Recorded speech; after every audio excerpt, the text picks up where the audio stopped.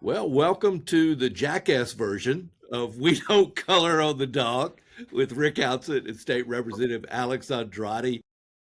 Alex, new reports out by the Florida Trident about the settlement, the $10 million settlement, Medicaid settlement, should have been run by the chief financial officer. Those documents should have been sent to Jimmy Petronus's office for them to review. And that's just another thing that didn't happen that should have happened with this. Yeah, this is the only statewide settlement I'm aware of that wasn't negotiated by the Attorney General's office. So, no, this is a very unique situation. That was one of like the many red flags we had on all of this. It was the only statewide settlement I'm aware of that was controlled and directed by an agency secretary in the governor's office and not by two other independently elected statewide officials. So again, the checks and balances just weren't there. Yeah, it's a week or so ago. I tried to go ahead and just walk through all the steps to this and using our interviews that you and I have had, hearings, the transcripts of the hearings, plus all the different story developments. And it's amazing to me, and you've talked about how bungling the process was. They didn't do it if they were. It just is so obvious what happened, and then this insistence on the governor's part to make this about the first lady, and where the foundation and the first lady are completely separate, and it doesn't have to be about her.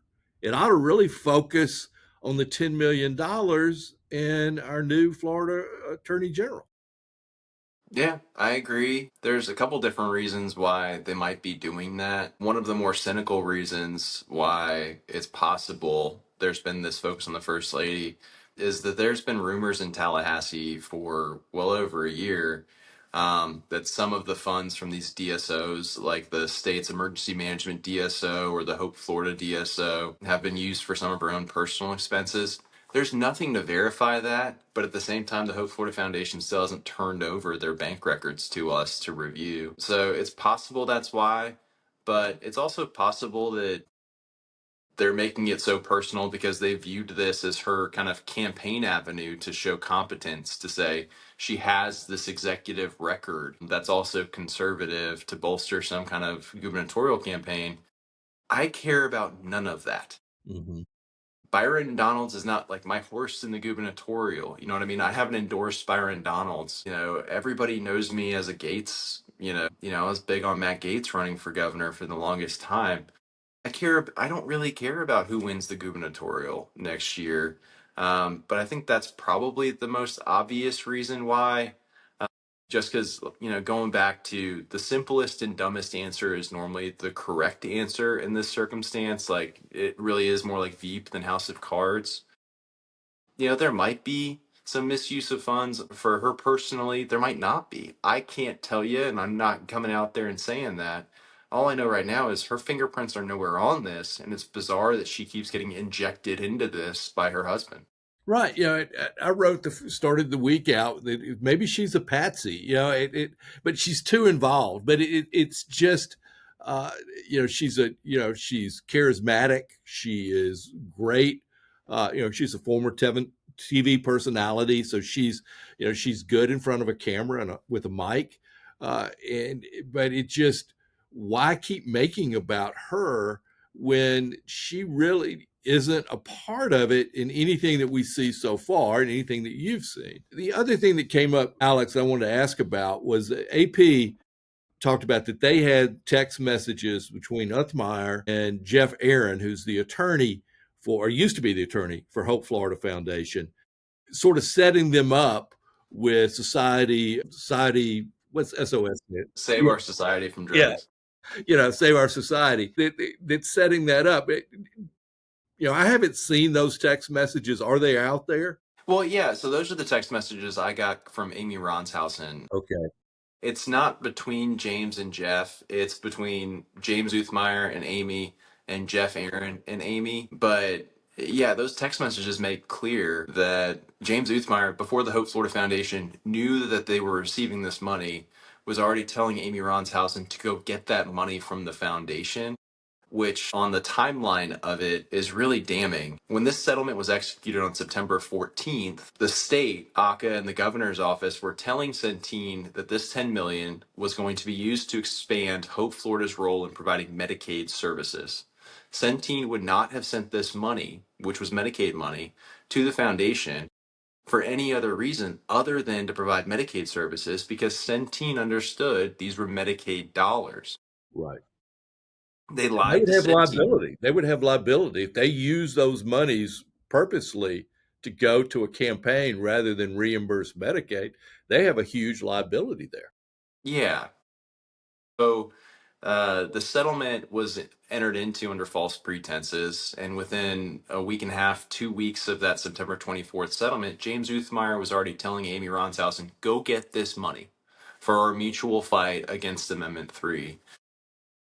So I think that's what's most damning. That and the fact that these were Medicaid dollars. There's been some kind of feeble attempts by the DeSantis administration to say these weren't Medicaid dollars. Teen has been begging the state to had been begging the state to accept $67 million in this Medicaid settlement since 2022. In 2022, Centene offered 67. Suddenly in 2024, late 2024, the state says, you know what, give us less money with no interest and send 10 million to Hope Florida.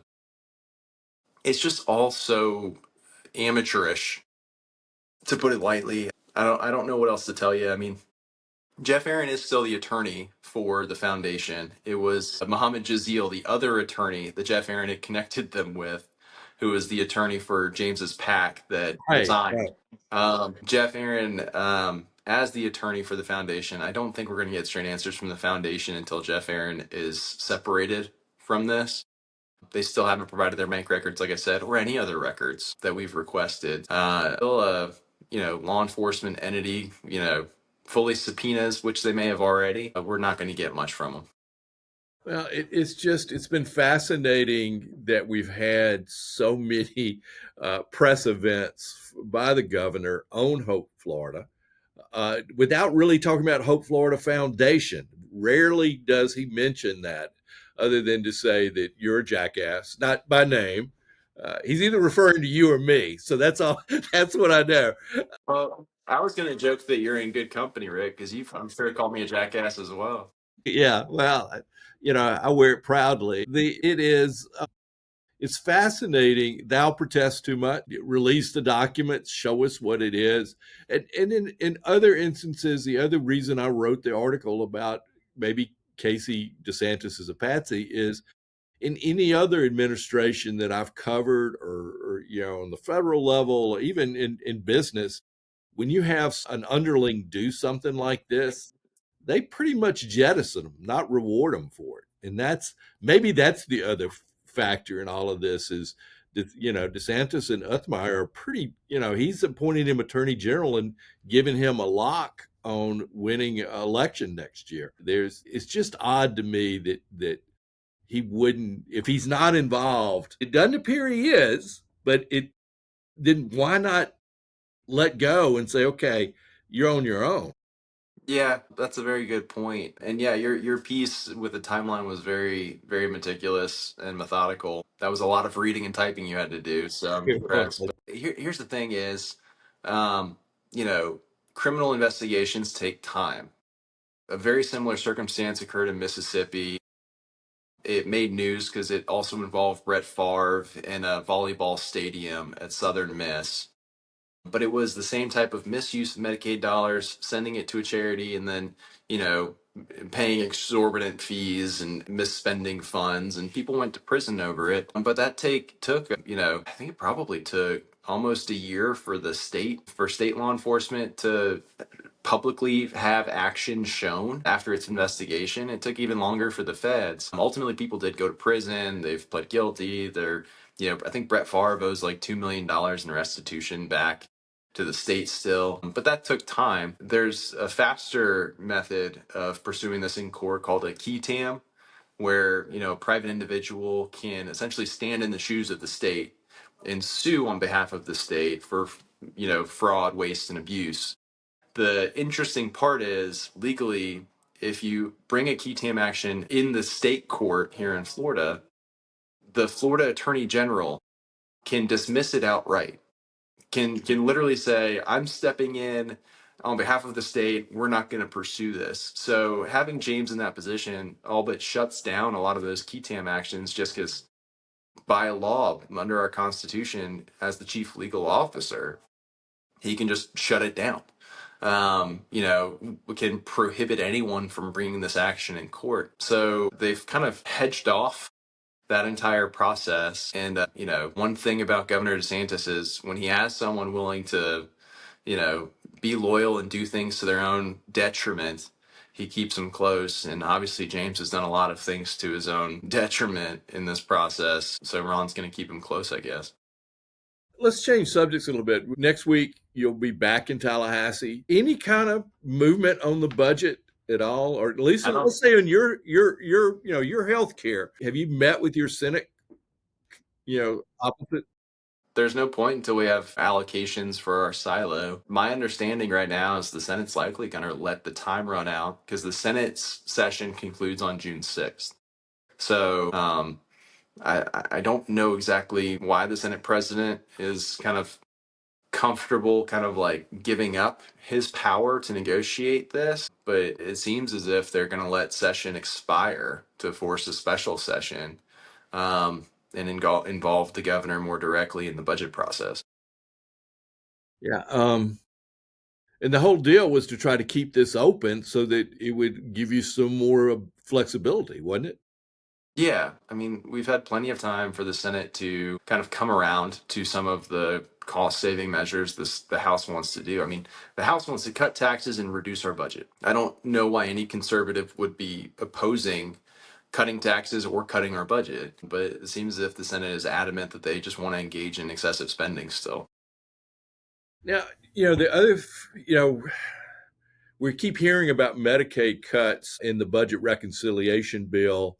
Uh, it depends which media you listen to, what the cuts are and how they're going to be impacted. Will that be reflected in y'all's budget yet, or is that still a year away before you have to deal with that? I mean, depending on the proposal, it might not affect the state of Florida at all. We're not an expansion state, so we don't have this rash of able-bodied adults on Medicaid here in Florida. I think depending on the approach that Congress ultimately agrees on and is approved by the president, we might not be affected at all. It might just be expansion states that are affected. I don't think traditional Medicaid, where our split is generally kind of 60-40 with the feds, is going to be touched, at least right now. So it's possible we won't be affected on our share of Medicaid costs at the state level. We might be affected in other things like DPP, or intergovernmental transfers where some local healthcare providers tax themselves, submit that money up to the feds to get a match back down. Mm-hmm. That might be affected, but it won't affect necessarily our state general revenue. Okay. All right. Well, Alex, thank you for coming on today. It's good to have you back in Pensacola. I know Jessica's glad to see you, and we'll catch up next week. We'll have a new title for next week's issue. But thank you for coming on. All right. About that man, and you see, we're just